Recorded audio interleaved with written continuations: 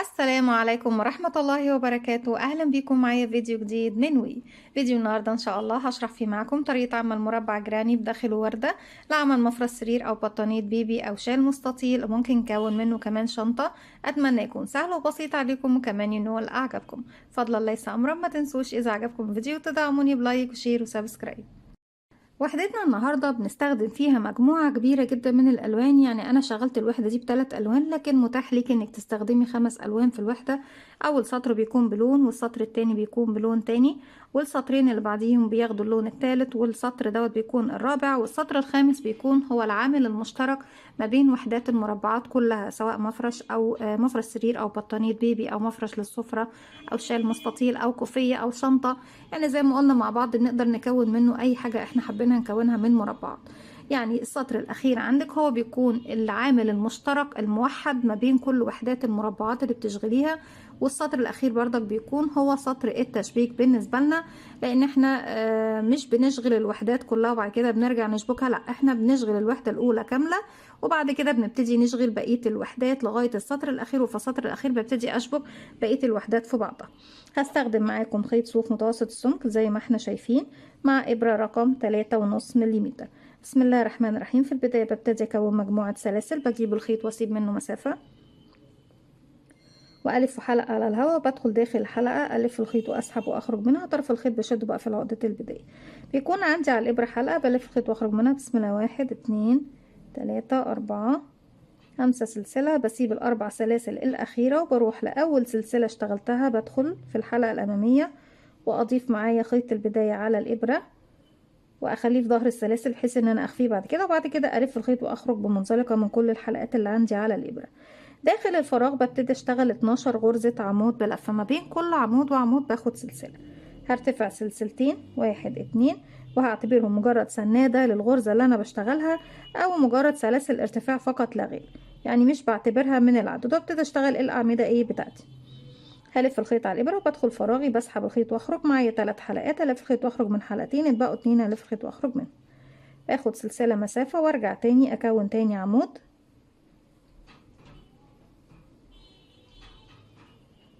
سلسلة، تالت عمود،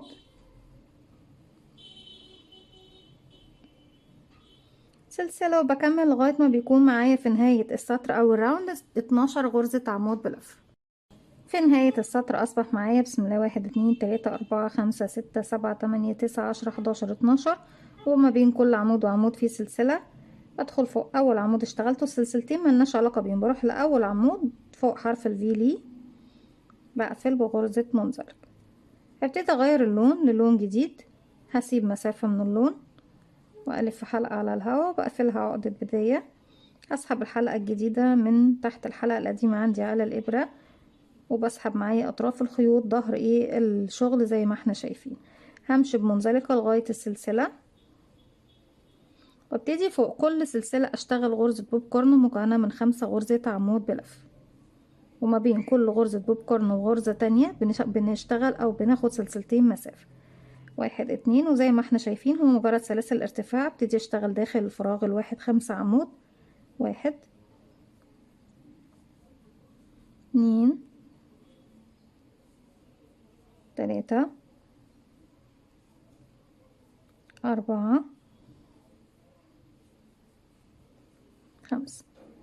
بعد ما اشتغلنا 5 عمود برفع خيطي بالشكل ده وبروح لأول غرزة اشتغلتها، 1 2 3 4 5، حرف الفي ليها اهو، بنزل من تحت حرف الفي، ومن الخلف بحط الحلقة تاني على الإبرة، وابتدي بالصباع الأوسط أضغط الغرزة كده وبسحب الحلقة دي من تحت حرف الفي للغرزة الأولى. بعد كده ابتدي ارتفع 1 2 سلسلة، وارجع اكرر تاني ان اروح بقى اسيب العمود واروح فوق السلسلة اللي هو في الفراغ اللي ما بين كل عمود وعمود، وابتدي اكون غرزة بوب كورن مكونة من 5 عمود وبعدها سلسلتين، 1 2 3 4 5. اسحب الحلقة لفوق، بعد كده ادخل فوق اول عمود عندي تحت حرف الفي، اضيف الحلقة عندي على الابرة بالصباع الاوسط، ببتدي اضغط غرزتي للداخل واسحب الحلقة دي من تحت الحلقتين اللي هما حرف الفي، واشتغل سلسلتين مسافة، وبكرر بنفس الطريقة فوق كل سلسلة بتقابلني غرزة بوب كورن وبعدها سلسلتين لغاية ما اوصل لنهاية الراوند. رجعت لكم تاني بكده بكون خلاص كونت الزهرة او الوردة اللي داخل المربع. بنبتدي في نهاية السطر بعد ما كونت 12 غرزة بوب كورن، بروح لأول غرزة بوب كورن عندي وبنزل اهو تحت الفراغ الخاص بيها، اسحب الخيط واخرج واقفل بغرزة منزلقة. محتاجة ان انا ابتدي اشتغل على السلاسل، ما بشتغلش على غرز البوب كورن نفسها. في المرحلة دي ببتدي اغير اللون، السطرين اللي جايين بيكونوا بلون واحد موحد.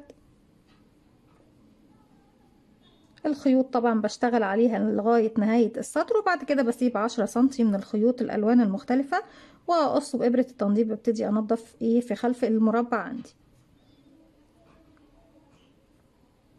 هبتدي امشي بمنزلقة لغاية السلاسل الاتنين الاولى، وهنبتدي بقى نكون مربع الجيراني زي ما هنشوف دلوقتي.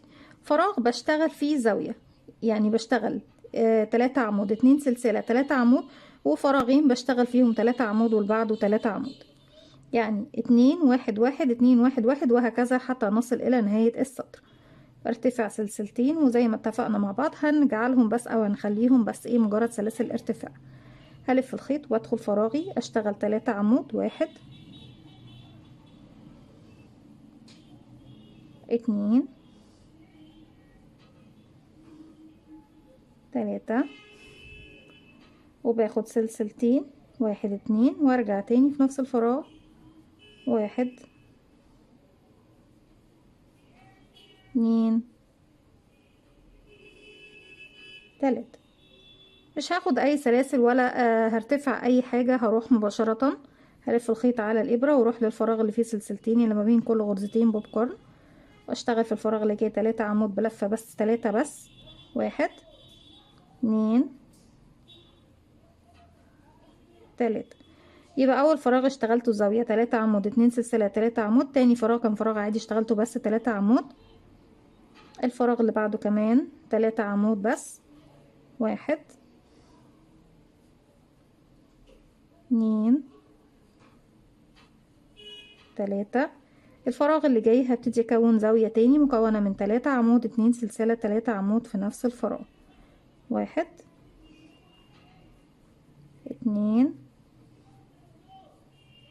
3 1 2 وكمان مرة في نفس الفراغ 1 2 3. وبرجع اكرر بنفس الطريقة زي ما احنا شايفين. خلاص هو الشكل اتحول معايا لشكل مربع بعد ما كان شكل دائري. فراغ بشتغل فيه زاوية، وفراغين بعد منهم بشتغل فيهم 3 عمود 3 عمود لغاية ما بوصل لنهاية المربع عندي. هكمل وارجع لكم نكمل السطر الجديد مع بعض. رجعت لكم تاني وكده نكون حولنا الشكل الدائري لمربع جيراني بكل بساطة وبكل سهولة زي ما احنا شايفين. ان فراغ كنت بشتغل فيه زاوية، يعني بشتغل فيه مرتين 3 عمود سلسلتين 3 عمود، والفراغ اللي بعده بس 3 عمود واللي بعده 3 عمود، وبعد كده زاوية 3 عمود 3 عمود زاوية 3 عمود 3 عمود وهكذا. في المرحلة اللي جاية ببتدي بقى اقفل بغرزة منزلقة زي ما احنا شايفين وامشي لغاية الفراغات. انا بشتغل فين يا بنات؟ بشتغل على الفراغات مش على الاعمدة. منزلقة كمان منزلقة منزلقة لغاية ما وصلت للسلسلتين. داخل سلسلتين الزاوية طالما دي زاوية، طب اتعرفي منين انها زاوية يا رندا؟ لان تحت اشتغلت فيها مرتين 3 عمود سلسلتين 3 عمود. ببتدي اكرر نفس المسألة ان انا بشتغل 3 عمود 2 سلسلة 3 عمود في نفس الفراغ. ارتفع سلسلتين بنفس اللون وابتدي اشتغل 3 عمود 1 2 3 2 سلسلة 1 2 كمان مرة في نفس الفراغ 1 2 3. طيب بعد كده ببتدي اشتغل ايه؟ بروح بقى للفراغ اللي جاي. الفراغ طب هشوفه فين؟ اهو بصوا ما بين الزاوية والتلاتة عمود اللي بعديهم هنبص نلاقي ان في المنتصف هنا في فراغ هروح اشتغل فيه 3 عمود بلف 1 من فوق، ما باخدش اي سلاسل ولا اي مسافات 2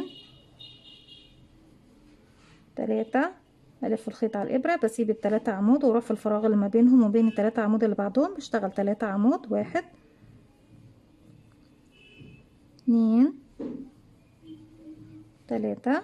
هنروح فين؟ احنا رايحين زاوية؟ لا لسه، ده لسه فراغ عادي ما بين 3 عمود و3 عمود برضك، يبقى بشتغل فيه 3 عمود بلفة.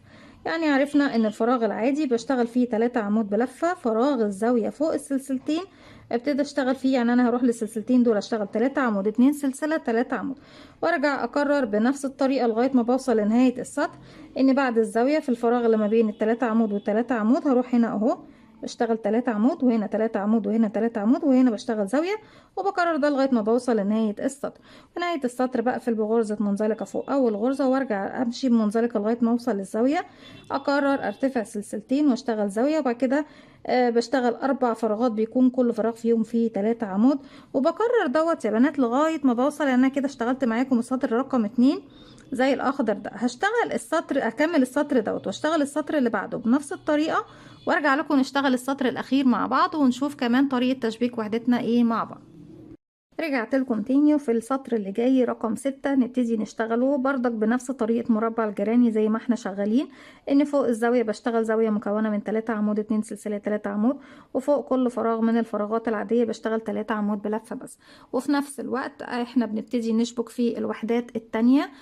طريقة التشبيك بتكون باستخدام غرزة الجراني، وليها فيديو خاص بيها على القناة، اللي يحب طبعا يراجع فيديو التشبيك لوحده. اتمنى يكون سهل وبسيط عليكم وينول اعجابكم. هبتدي ارتفع بسم الله 1 2، وهبتدي اشتغل الزاوية، وفي نفس الوقت هبتدي اشبك في الوحدة المقابلة ليه. اشتغل 3 عمود في البداية، 2 3. كنت بشتغل سلسلتين، هشتغل سلسلة واحدة بس. ابتدي اجيب الوحدة التانية اللي هشبك فيها زي ما احنا شايفين اهو من الخلف. هاجي هنا عند الزاوية، انا اشتغلت 3 عمود هيكون قصادهم ال3 عمود دول، هنزل من تحت سلسلتين، اسحب الخيط واخرج معايا على الابرة حلقتين، هلف خيط ايه واخرج منه. ارجع تاني للوحدة اللي انا بشغل فيها واكمل الزاوية بتاعتي ب3 عمود كده، 1 2 3. طيب قبل ما اروح اشتغل في الفراغ اللي جاي والف الخيط واشتغل هنا 3 عمود، قبل ما اعمل كده لازم ارجع تاني للمربع اللي في الخلف، واروح للفراغ اللي هنا دوت اللي ما بين ال3 عمود وال3 عمود، هنزل من تحت اسحب الخيط واخرج معايا على الابره حلقتين، بلف خيط ايه واخرج منهم بغرزة حشو. هنبص نلاقي طبعا ان الزاوية هنا عند، يعني بصوا 3 عمود قصاد ال3 عمود، السلسلتين قصاد السلسلتين، ال3 عمود قصاد ال3 عمود. الحشو اللي عملناها هتلاقوها في منتصف السلسلة اللي هي طبعا احنا مش واخدين سلسلة، لا في بنات بياخدوا ما بين كل 3 عمود و3 عمود سلسلة مسافة في الفراغات اللي احنا ايه اشتغلناها، لكن انا عندي مش محتاجة اخد السلسلة لاني بنزل من تحت الفراغ مباشرة واشتغل الحشو بتاعتي. هروح بقى للمربع الاساسي عندي واشتغل 3 عمود، 1 2 3. قبل ما اروح اشتغل ال3 عمود دول ارجع للمربع اللي في الخلف، هنبص نلاقي ايه، شايفين ال3 عمود دول هيكونوا قصاد ال3 عمود هنا. انا واقفه فين؟ واقفه عند الفراغ اللي ما بين ال3 عمود وال3 عمود اللي بعدهم، بنزل من تحت اسحب الخيط واخرج معانا حلقتين، هلف خيط واخرج منهم بغرزه حشو، الف الخيط على الابره وارجع تاني للمربع الاساسي اللي بشتغله واشغل عفوا 3 عمود بلفه، 1 2 3. تاني انزل من تحت الفراغ اللي ما بين ال3 عمود و3 عمود، اعمل حشو، ارجع تاني هنا اعمل 3 عمود،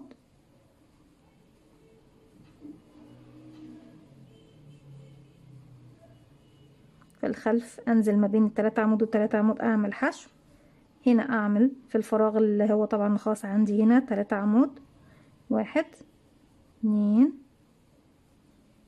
3. نرجع تاني للوحدة اللي في الخلف هنا في المنتصف غرزة حشو، ارجع وحدتي الاساسية 3 عمود،